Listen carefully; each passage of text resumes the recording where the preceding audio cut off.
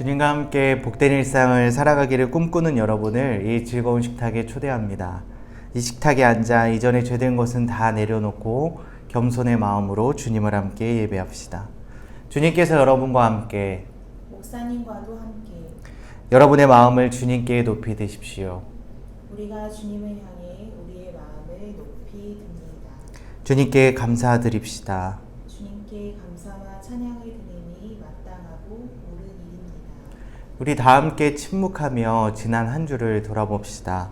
기쁘고 감사했던 일, 화가 나고 속상했던 일, 마음이 외롭고 피곤했던 일, 그 모두를 주님께 가지고 나아갑시다.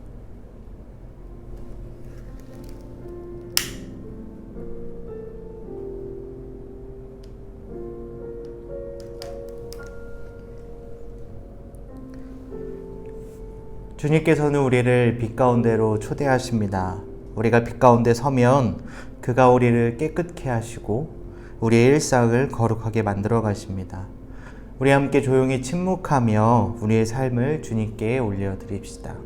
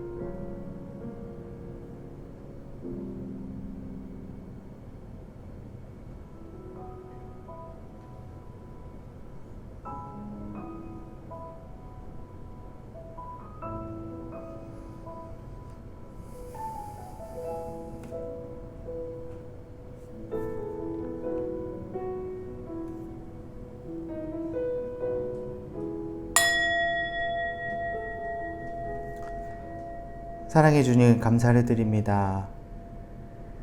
거룩하고 복된 주일, 우리를 주님의 은혜 가운데 주님 앞에 불러주시니 감사와 영광을 돌립니다. 우리가 각자의 삶의 자리에서 주님을 예배할 때 주님께서 이 시간 우리 가운데 함께하여 주시고 우리의 삶 가운데, 우리의 일상 가운데, 우리의 마음 가운데 동행하여 주시옵소서. 다양한 자리에서 함께하는 이들이 있습니다. 주님께서 그들 한 사람 한 사람을 기억하여 주시고 그들의 마음에 가지고 있는 기도의 제목들을 주님께서 들어주시고 응답하여 주시옵소서. 또한 우리는 함께 이 자리에 예배를 드리지만 일상이 무너져서 힘들고 어려운 상황 가운데 있는 이들도 많이 있습니다.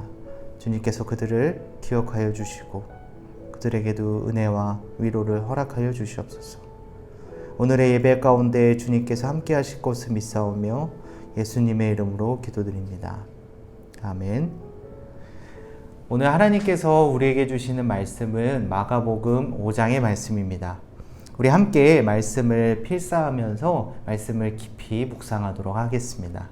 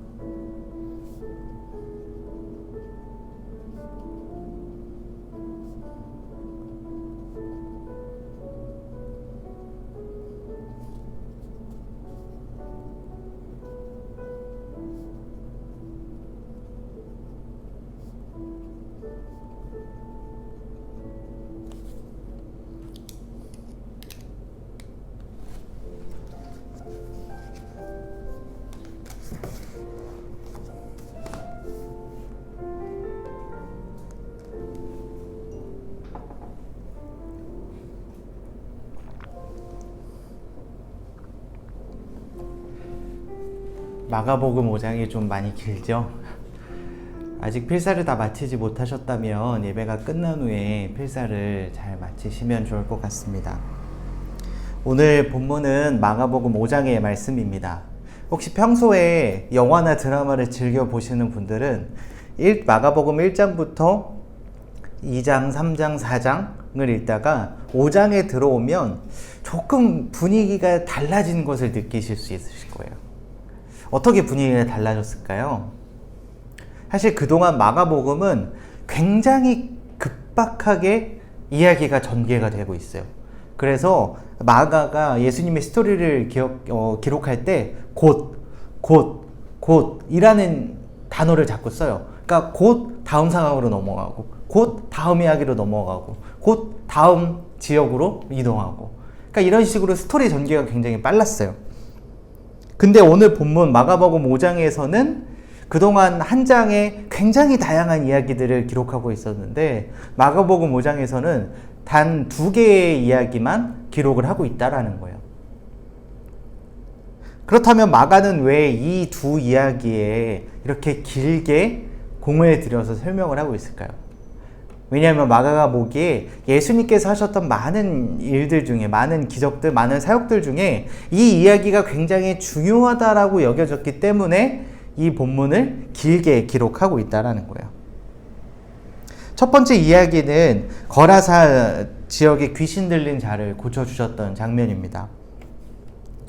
이 데가볼리 지방은 이방 지역이었어요. 그러니까 유대인들이 살고 있지 않았던 다른 외국이라고 보시면 되죠. 그래서 사실 이방인들이 살고 있었던 갈릴리에서 첫 사역을 하시면서 귀신 들렸던 자를 귀신이 떠나가게 하시는 축기 사역을 하셨죠. 그리고 이방 지역 데가볼리 지역에서 사역을 시작하시면서도 첫 번째 사역은 축기 사역이었어요. 그리고 이 이야기는 굉장히 디테일하면서 많은 내용을 담고 있습니다. 먼저 이 귀신 들린 사람은 어떻게 생활을 하고 있었냐면 2절에 이렇게 이야기하고 있어요. 더러운 귀신 들린 사람이 무덤 사이에서 나와. 그러니까 마가가 강조하는 것은 이 더러운 귀신, 이 무덤은 귀신들의 거처로 믿었고 불결한 곳의 상징이었습니다. 그런 곳에서 살고 있는 사람이라는 거예요. 그러니까 우리 생각에는 무덤에서 어떻게 살지? 라는 생각이 드는데 이 지역에서는 시신을 매장할 때 무덤을 어떻게 만들었냐면 돌을 만들었어요. 그러니까 우리는 그냥 무덤을 이렇게 흙을 덮잖아요. 근데 이 지역에서는 돌을 가지고 벽을 세우고 그 안에 석관을 만들어서 시신을 매장을 했다라는 거예요. 그러니까 사실 어떻게 보면 집이 없고 그냥 길거리를 떠도는 사람들에게 있어서는 그래도 바람을 막아주는 든든한 돌벽이 있는 곳이 또 어떻게 보면 무덤이라고 할 수 있다라는 거죠. 그런 곳에서 살고 있었다라는 거예요. 그리고 이 귀신은 예수님을 먼저 자신이 알아봅니다. 6절에서 7절 말씀에 그가 예수님을 알아보고 그가 하나님의 아들이신 것도 알고 있었다라는 거예요. 근데 귀신은 예수님이 누구신지는 알았지만 예수님을 경배하지는 않았어요. 그러니까 그 예수님의 힘을 꺾어보기 위해서 너가 누구구나 라고 하는 이야기는 했지만 예수님을 경배하지는 않았다라는 거죠. 그리고 나서 그 이야기의 전개는 결국 예수님의 힘에 굴복해서 돼지의 큰 떼로 들어가서 죽임을 당하게 되었습니다.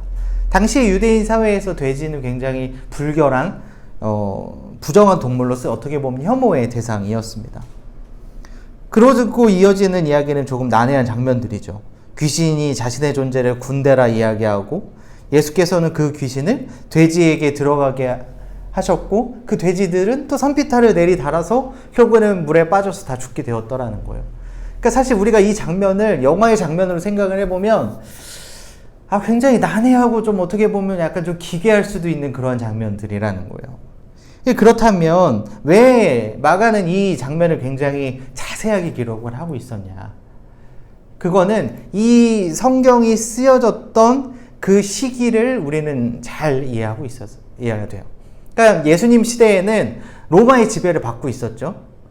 그리고 실제 마가복음이 기록된 시기, 그거는 AD 70년경을 이야기하는데, 그 당시에 사람들에겐 어떤 감정이 있었냐면, 그동안 로마의 지배를 받고 있었지만 대부분의 사람들은 뭐 크게 불편했던 것들은 많이 없었어요.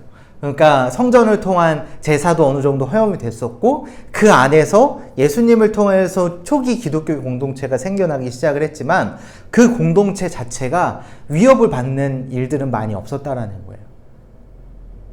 근데 AD 64년에 어떤 일이 있었냐면 로마에 큰 화재 사건이 일어납니다.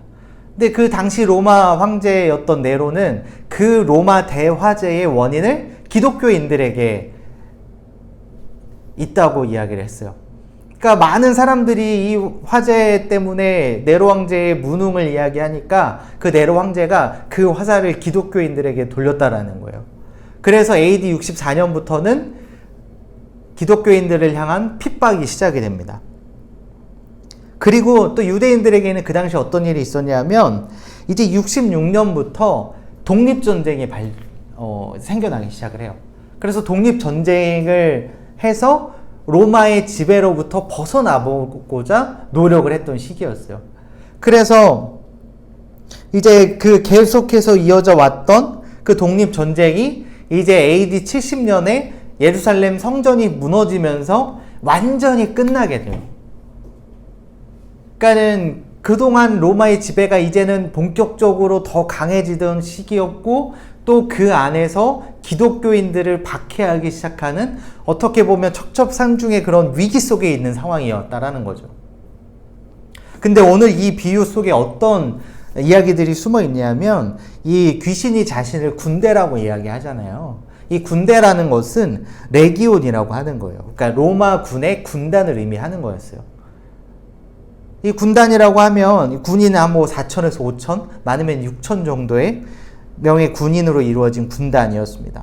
그리고 그 로마 군단의 상징적인 깃발, 상징기에 돼지가 그려져 있다라 그래요.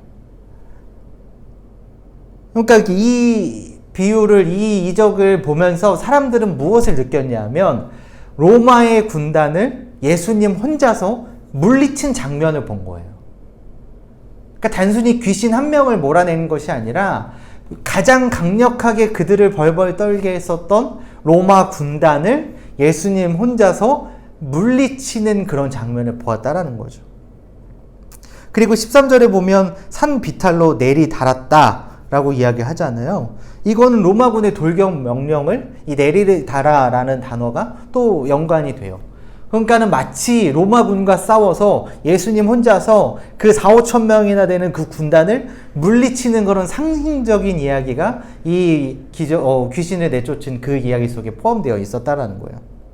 그러니까 사실 그 장면을 보았던 사람들, 그리고 마가가 이 이야기를 기록한 것들을 읽은 사람들에게는 어떤 느낌이었을까요?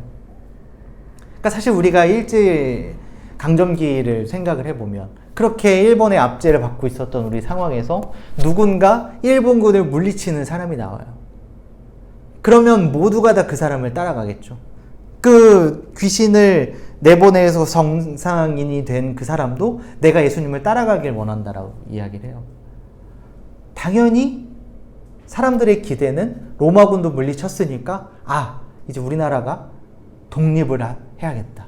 예수님을 따라서 예루살렘도 가서 거기에 있는 모든 로마군도 물리치고 결국엔 로마의 지배에서 우리가 벗어날 수 있겠다 하고 이제 예수님을 모두가 다 따라가기를 원했다라는 거죠. 근데 예수님께서 하셨던 말씀은 집으로 돌아가라는 거예요. 너희 집으로 돌아가라. 오늘 말씀 두 번째 회당장 야이로의 딸을 고쳐주셨던 장면이 나오죠. 그 장면에서도 죽음을 맞이했던 그 딸이 살아나고 난 뒤에 예수님께서 하셨던 말씀은 먹을 것을 주어라예요. 그러니까 예수님께서는 그 모든 기적을 행하시고 난 뒤에 집으로 돌아가라. 먹을 것을 주어라. 너의 일상으로 돌아가라. 너의 삶의 자리로, 너의 가정으로, 너의 직장으로, 너의 삶의 자리로 돌아가라 라는 말씀을 하셨다라는 거죠. 왜냐하면 우리 인생에 있어서 가장 중심이 되는 것이 먹고 마시는 문제, 일상의 문제, 그것이 너무나도 중요하기 때문에 예수님께서는 그것을 말씀하고 계신다라는 거예요. 우리가 은혜를 받고 무언가 특별한 경험들을 하고 난 뒤에 뭔가 예수님을 따라야 할 것 같잖아요. 뭔가 예수님을 위해서 열심히 무언가를 해야만 할 것 같은 그런 느낌이 들었을 때 예수님께서는 너의 삶의 자리로 돌아가라 라는 말씀을 하신다라는 거예요. 이것이 바로 하나님 나라의 삶의 방식입니다. 너무나도 중요한 거죠. 우리가 이 일상을 잃어버렸을 때, 일상이 무너졌을 때 우리는 그것을 누리고 있을 때는 중요하다라고 여기지 못하지만 이것을 잃어버렸을 때, 무너졌을 때 이것이 얼마나 우리의 삶에 있어서 중요한지를 우리가 그때 가서 깨닫게 된다라는 거예요. 우리가 코로나 때문에 벌써 수개월 지나오게 되죠. 코로나 때문에 하루아침에 직장을 잃은 사람들도 있고 참 여러 가지 상황 때문에 많은 어려움을 겪고 계신 분들이 많이 계십니다. 그리고 또한 지금 수개월째 이어지는 또 장마, 많은 비 때문에 최근 몇 주간 삶의 터전을 잃어버리신 분들도 계시고 갑작스러운 사고 때문에 사랑하는 가족들을 떠나보내야 하는 분들도 많이 계셨죠. 이 일상이 흔들리면 완전히 우리의 삶이 흔들리게 된다라는 거예요. 그렇기 때문에 예수님께서는 은혜 받은 우리가, 무언가를 경험한 우리가, 더욱 열심히 살고자 하는 우리를 다시금 일상의 자리로 돌려보내고 계신다라는 거죠. 이 일상을 더욱더 견고하게 세워나가기 위해서. 하나님의 은혜를 경험한 우리들이 하나님 나라로서 뭔가 하나님 일만을 위해서 나아가는 것이 아니라 그 은혜를 가지고 다시 우리의 삶 속에서 그 은혜로 우리의 일상을 거룩하게 만들어가는 것. 바로 예수님께서 말씀하시는 그 지점이 바로 우리의 일상의 자리라는 이야기입니다. 저 여러분의 일상이 더욱 견고하게 세워지기를 소망합니다. 우리가 믿음을 가지고 하나님 나라의 삶을 살아가면서 우리의 일상, 우리의 삶, 우리의 가정, 우리의 직장, 우리의 삶의 자리에서 우리의 삶을 계속해서 이어나갈 수 있게 되기를 소망합니다. 그리고 그 일상의 자리를 우리가 믿음으로 더욱 견고하게 세워져 나갈 수 있게 되기를 소망합니다. 그리고 이 두 번째 이야기로 넘어가면 다시금 이방 지역에서 갈릴리 저편으로 반대편으로 넘어갑니다. 그리고 오늘 이야기의 주인공은 회당장 야이로입니다. 이 회당장은 회당이라는 거는 이제 당시에 유대인들에게 있어서 율법을 지키는 것이 너무나 중요하잖아요. 그래서 그들은 제사를 지내기 위해서, 예배하기 위해서 성전이 너무나도 중요했어요. 근데 성전은 예루살렘에만 있잖아요. 그래서 성전에서 예배를 드릴 수 없는 사람들을 위해서 다양한 그 지역마다 지금으로 얘기하면 교회 같은 회당을 세웠어요. 그래서 그 회당에서 하나님을 예배할 수 있게 만들었다라는 거죠. 그리고 그 회당의 가장 중요한 리더십이 바로 이 회당장이었습니다. 이 야이로는 예수님을 만났던 사람들 중에 가장 권력의 상층부에 있었던 사람이었어요. 그 회당의 최고 리더였던 회당장, 그 야이로는 예수님께 나와왔습니다. 그리고 발 아래 엎드려서 예수님께 간구하죠. 자신의 딸을 고쳐달라고. 그러니까 당시에 최고의 리더였던 회당장에게 있어서는 굉장히 힘든 일이었어요. 예수님의 사역을, 율법을 따르는 이들에게는 반율법적인 일들을 계속해서 해왔기 때문에 율법을 가르치는 것이 아니라 어기는 사람에게 율법의 최고 리더였던 야이로가 엎드려서 간구하는 것은 있을 수 없는 이야기였다라는 거죠. 그러나 야이로는 사람들의 이목, 자신의 지위보다는 사랑하는 딸을 살리고자 하는 그 마음이 너무나도 컸었기 때문에 예수님께 달려나갈 수 있었던 거죠. 그리고 예수님께서 야이로와 함께 그 딸을 고쳐주시기 위해서 가는 길 가운데 새로운 사람이 또 등장을 합니다. 12해 동안 혈루증을 앓아왔던 여인이었습니다.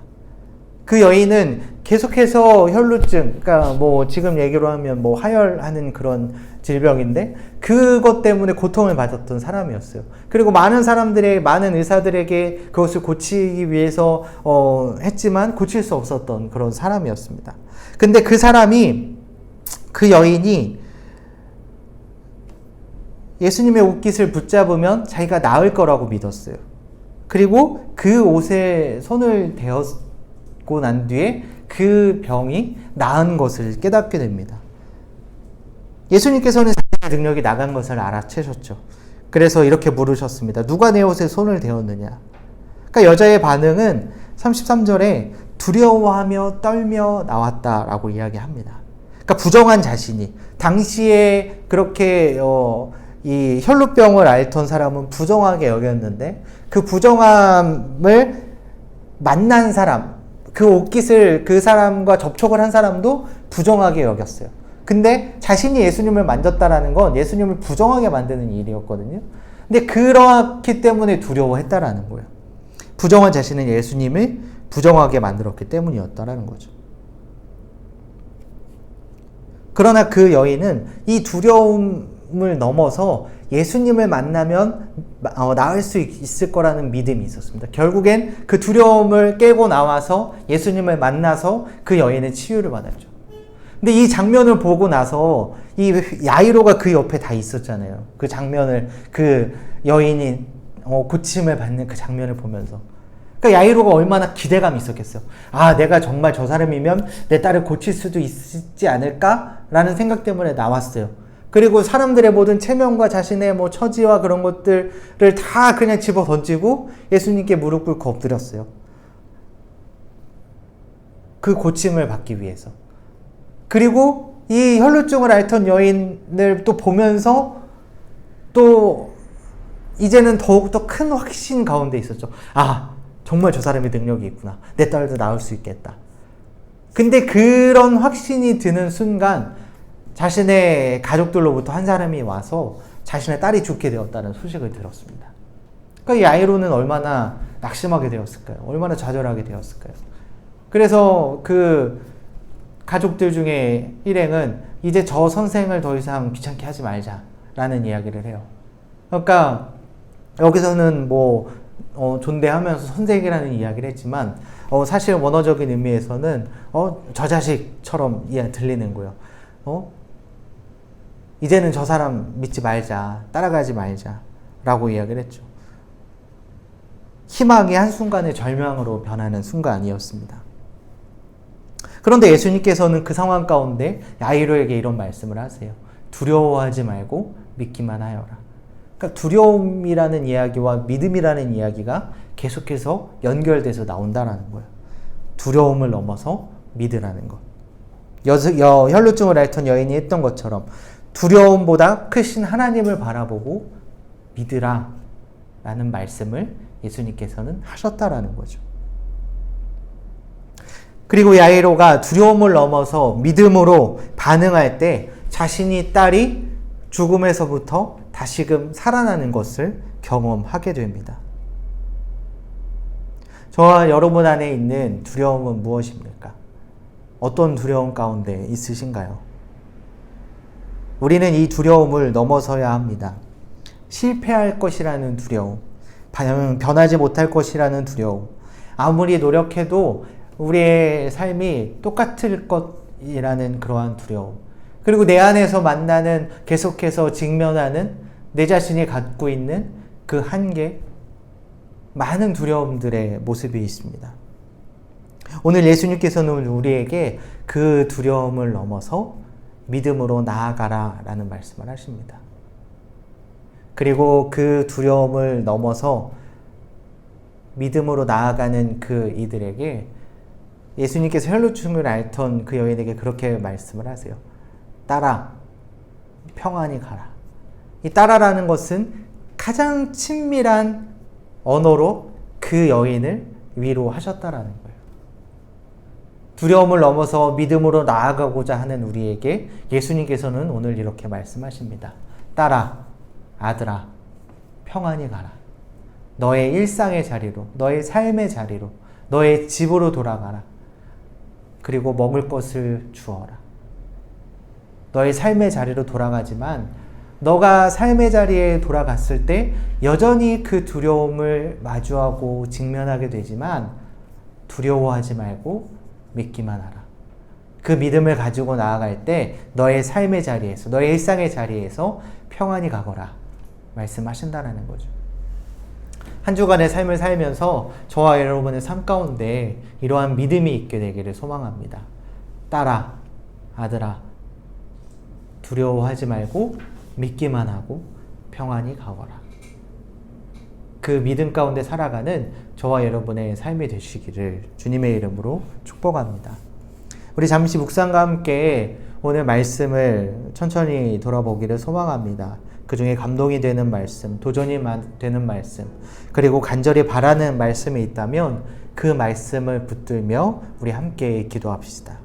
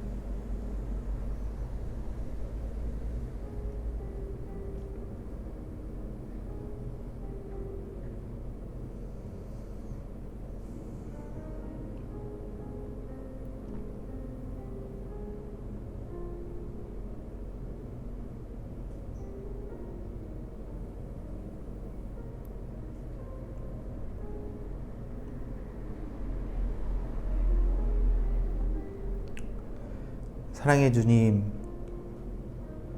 주님께 감사를 드립니다. 주님께서 우리를 불러주시고 주님의 자녀가 되게 하시고 또한 주님의 말씀 앞에 서게 하시니 감사를 드립니다. 오늘 말씀처럼 주님께서 우리를 다시금 우리의 삶의 자리로 돌려보내실 때 그 가운데 두려움을 만나고 위기를 만나고 어려운 일들을 만날 때마다 우리가 그 두려움을 넘어서서 믿음으로 주님을 바라볼 수 있도록 주님 인도하여 주시옵소서. 두렵지 않게 하시고 그 두려움 속에서도 주님을 향한 믿음 잃지 않게 하시고 담대함 허락하여 주시고 또한 우리가 잠자는 중에서도 늘 성실하게 일하시는 하나님을 의지하며 나아갈 수 있도록 주님 인도하여 주시옵소서. 코로나 때문에 그리고 장마와 홍수 때문에 많은 이들이 고통받고 있습니다. 일상을 갑자기 빼앗겨서 신음하고 어려운 가운데 있는 이들도 있습니다.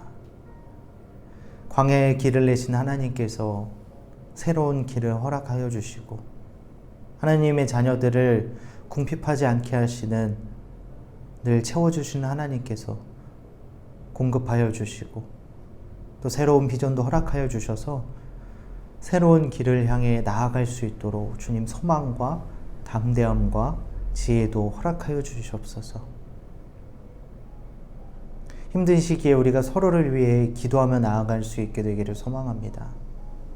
서로를 위해 중보하며 기도할 때에 주님께서 그 기도의 제목들을 들어주시고 응답하여 주셔서 우리가 서로를 사랑하고 아껴며 나아갈 수 있는 우리의 삶이 될 수 있도록 주님 인도하여 주시옵소서.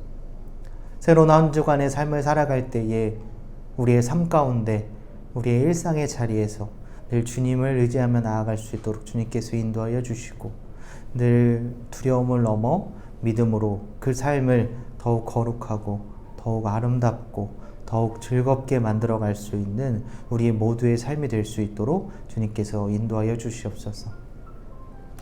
이제는 우리 주 예수 그리스도의 은혜와 하나님 아버지의 무한하신 사랑과 성령의 인도하심이 우리의 일상의 자리에서 두려움을 넘어 믿음을 가지고 나아가기를 소망하는 우리 모두 위에 이제부터 영원까지 함께 하시기를 간절히 축원하옵나이다. 아멘. 이제 우리 모두를 거룩한 일상으로 파송합니다. 일상의 순례자로 살아갈 여러분에게 평화의 인사를 나눕니다. 주님의 평화가 함께 하시기를 빕니다. 주님의 평화가 함께 하시길 빕니다. 아멘. 계속해서 무엇이든 물어보세요 질문을 받고 있습니다. 또 지난주에는 우리가 우리의 삶의 자리에서 어떻게 계속해서 씨앗을 뿌릴지 그거에 대한 이야기를 좀 나눠달라고 말씀을 드렸는데 또 몇몇 분들이 그렇게 또 좋은 글들을 보내주셔서 저희가 함께 읽으면서 또 기도하고 있습니다. 그리고 오늘 말씀을 듣고 혹시 나누고 싶은 이야기들이 있으시다면 늘 언제든 그곳에 글을 올려주시면 저희가 또 같이 기도하며 나아가도록 하겠습니다. 지난 한 주간 뉴스를 보면서 많은 가슴 아픈 일들이 있었습니다. 우리가 그들을 위해서 함께 기도하고 또 혹시나 그런 상황 가운데 있으신 분들이 있다면 또 우리가 함께 나눠주시면 저희가 위에서 기도하도록 하겠습니다. 또 새로운 한 주도 하나님의 은혜 가운데 하나님의 인도하신 가운데 또 오늘 말씀처럼 두려움을 이기는 그 믿음 가운데 살아가시기를 축복합니다. 감사합니다.